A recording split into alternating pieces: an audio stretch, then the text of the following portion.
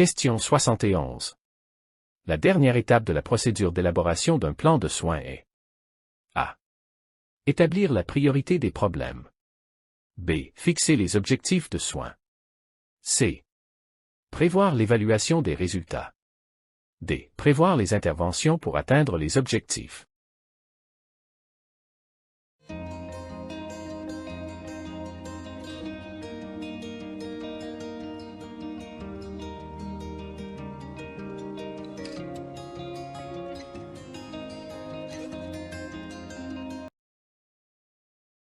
La réponse.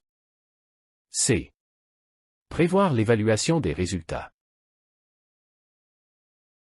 Question 72. Les avantages d'une démarche de soins sont A. Aide à soigner de façon organisée et systématique. B. Prévient les omissions et répétitions inutiles. C. Permet l'ajustement des actions à la maladie et non pas à l'individu. D. Aide le patient et sa famille à saisir l'importance de leur participation.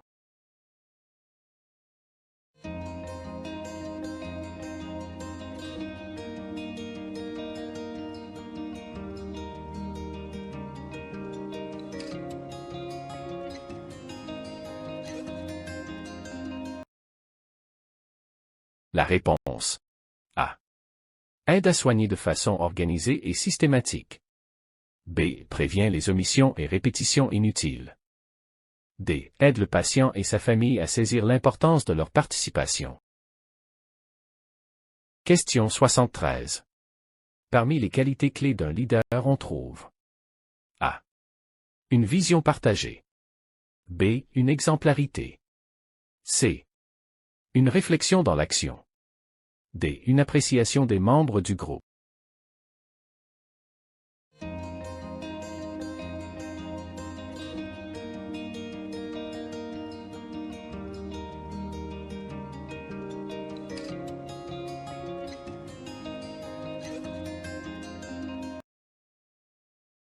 La réponse.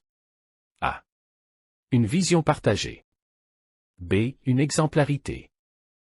D. Une appréciation des membres du groupe. Question 74. Les styles de leadership. A. Le style du laisser-aller axé ni sur la personne ni sur les tâches. B. Le style du club social axé sur les personnes. C. Le style autocrate axé sur les tâches et les résultats. D. Le style participatif axé sur le travail d'équipe pour atteindre les objectifs ciblés tout en mobilisant son équipe.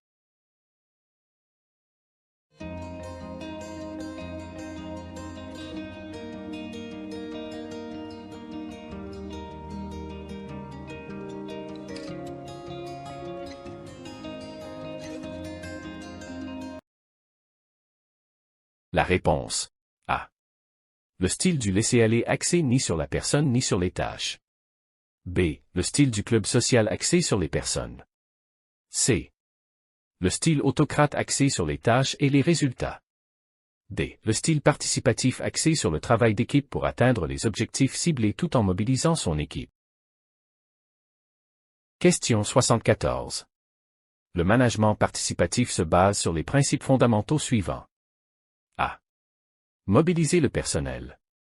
B. Adopter une politique de concurrence au sein de l'équipe. C. Déléguer le pouvoir. D. Centraliser le règlement des conflits.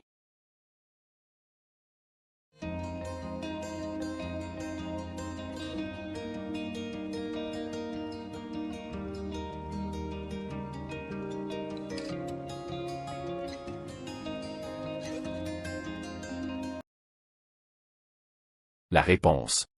A. Mobiliser le personnel. C'est déléguer le pouvoir. Question 76. Dans le cadre du management qualité, la méthode des 5 S. A. Permet l'amélioration de la qualité des services. B. Permet une bonne gestion des ressources. C. Fournit un outil de gestion des ressources. D. Garantit la satisfaction du personnel.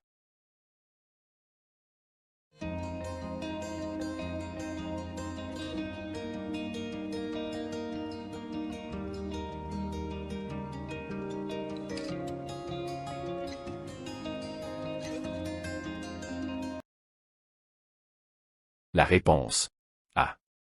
Permet l'amélioration de la qualité des services.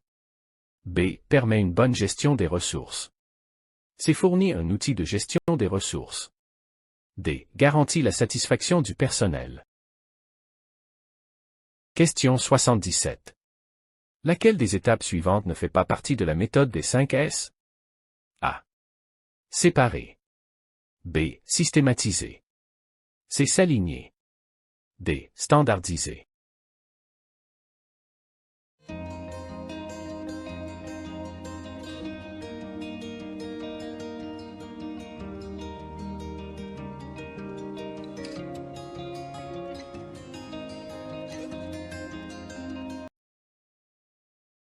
La réponse, s'aligner.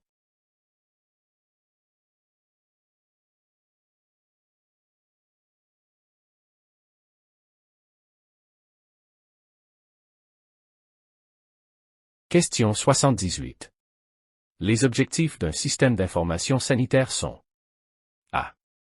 Répondre aux objectifs de santé publique clairement définis et quantifiés. B. Collecte, exploitation et transmission des données. C. Produire et diffuser des informations utilisables par les décideurs, les professionnels de santé et la population. D. Coordonner les sources et la qualité de l'information.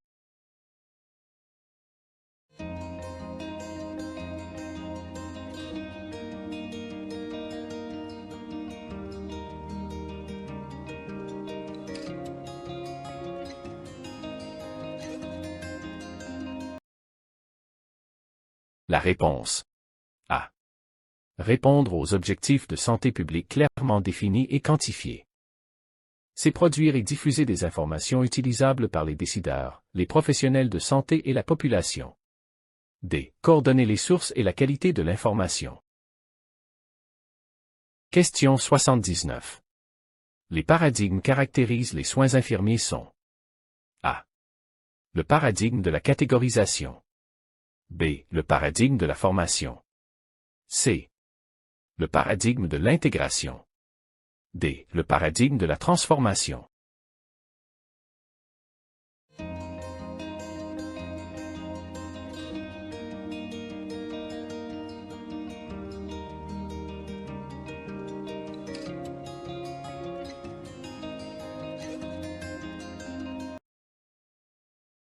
La réponse.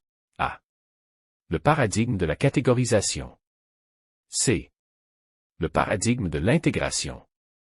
D. Le paradigme de la transformation. Question 80. Parmi les ordres de classement et de rangement dans une opération d'archivage, on trouve les types suivants. A. Le classement thématique. B. Le classement décimal. C. Le classement chronologique. D. Le classement alphanumérique.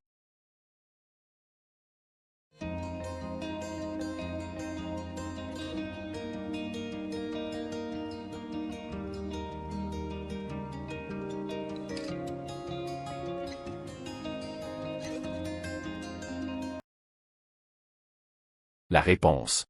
A. Le classement thématique. B. Le classement décimal. C. Le classement chronologique. D. Le classement alphanumérique.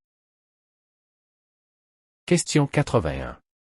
Un tableau de bord est A. Un ensemble organisé d'indicateurs renseignés périodiquement. B. Un outil de synthèse qui permet une visualisation des situations décrites et des constats effectués par les indicateurs. C. Un support de communication sur une situation qui est aussi une aide à la prise de décision. D. Un outil de pilotage et de compte-rendu permettant à l'équipe de réagir en temps réel par rapport à un objectif clairement fixé.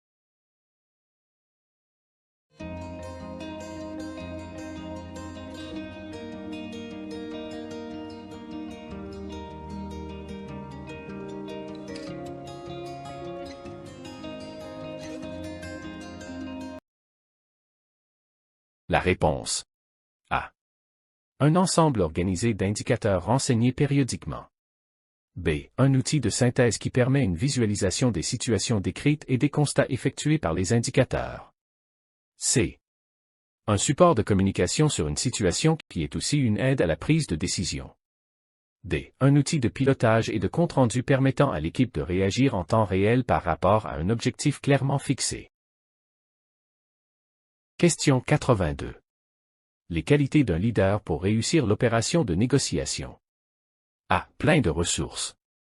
B. Patient et ferme. C. D'un esprit de synthèse assez développé. D. D'une capacité de concentration sans faille et une clairvoyance à toute épreuve.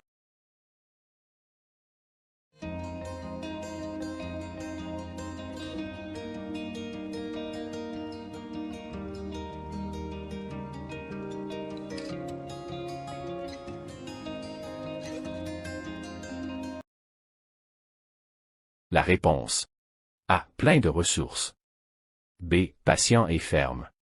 C. D'un esprit de synthèse assez développé. D. D'une capacité de concentration sans faille et une clairvoyance à toute épreuve. Question 82. Les fonctions du tableau de bord sont A. Informer sur l'évolution et les tendances des performances. B. Afficher les écarts et les tendances. C. Suivre les réalisations afin de corriger les écarts constatés.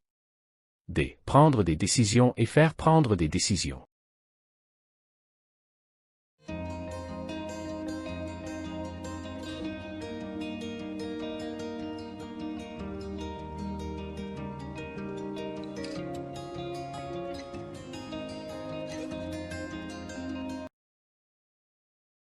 La réponse.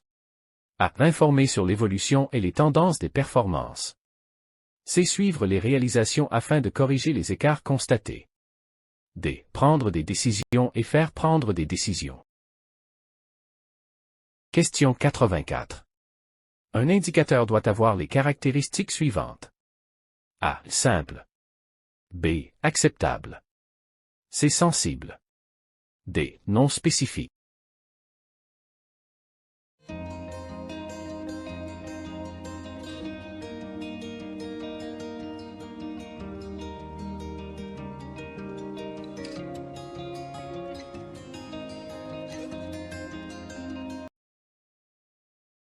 La réponse. A. Simple.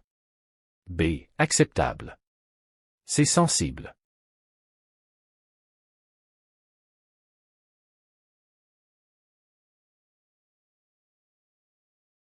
Question 85.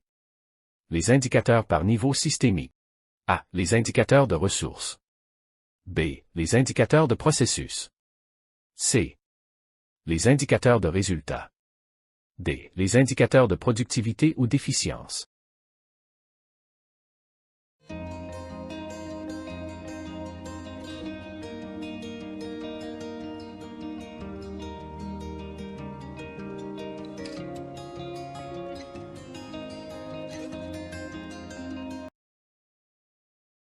La réponse.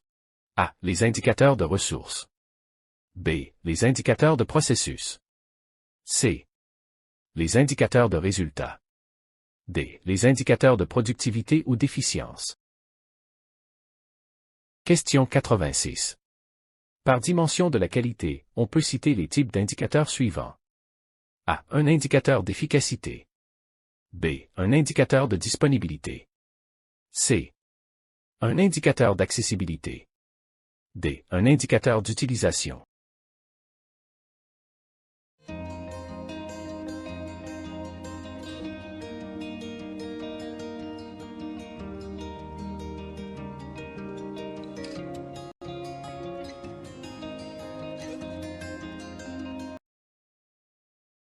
La réponse. A. Un indicateur d'efficacité. B. Un indicateur de disponibilité. C. Un indicateur d'accessibilité. D. Un indicateur d'utilisation. Question 87. Au niveau d'une circonscription sanitaire, l'évaluation doit être axée sur A. L'analyse des indicateurs des programmes sanitaires par rapport aux objectifs. B. L'analyse de l'évolution des indicateurs dans le temps sur au moins les 5 dernières années. C.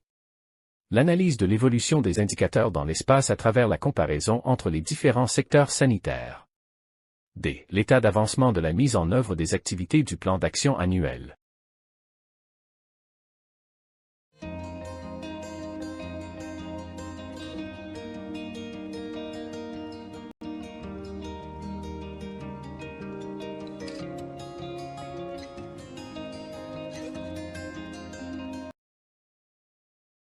La réponse. A. L'analyse des indicateurs des programmes sanitaires par rapport aux objectifs. B. L'analyse de l'évolution des indicateurs dans le temps sur au moins les 5 dernières années. C. L'analyse de l'évolution des indicateurs dans l'espace à travers la comparaison entre les différents secteurs sanitaires. D. L'état d'avancement de la mise en œuvre des activités du plan d'action annuel. Question 88. Les fonctions de base d'un cycle de gestion des médicaments sont fondées sur 4 étapes qui sont A. La production. B. La sélection des médicaments. C. L'acquisition et stockage. D. La distribution.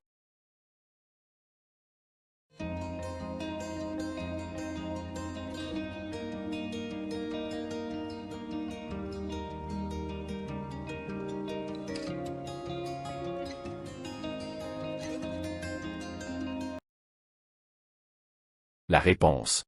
B. La sélection des médicaments. C. L'acquisition et stockage. D. La distribution. Question 89. Dans le cycle de gestion des médicaments, avant d'établir une commande, il faut au préalable répondre aux questions. A. Quand faut-il commander? B. Quel médicament faut-il commander? C. Qui doit commander? D. Combien faut-il en commander?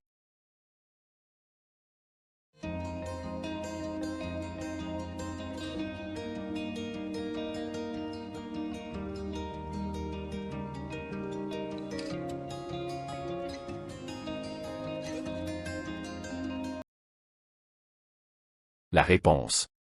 A. Quand faut-il commander? B. Quel médicament faut-il commander? D. Combien faut-il en commander? Question 90. Dans le cycle de gestion des médicaments, avant d'établir une commande, il faut au préalable préciser A. La date et le rythme des commandes. B. Le type des médicaments sélectionne. C. Les quantités estimées de médicaments nécessaires. D. Toutes les réponses sont justes.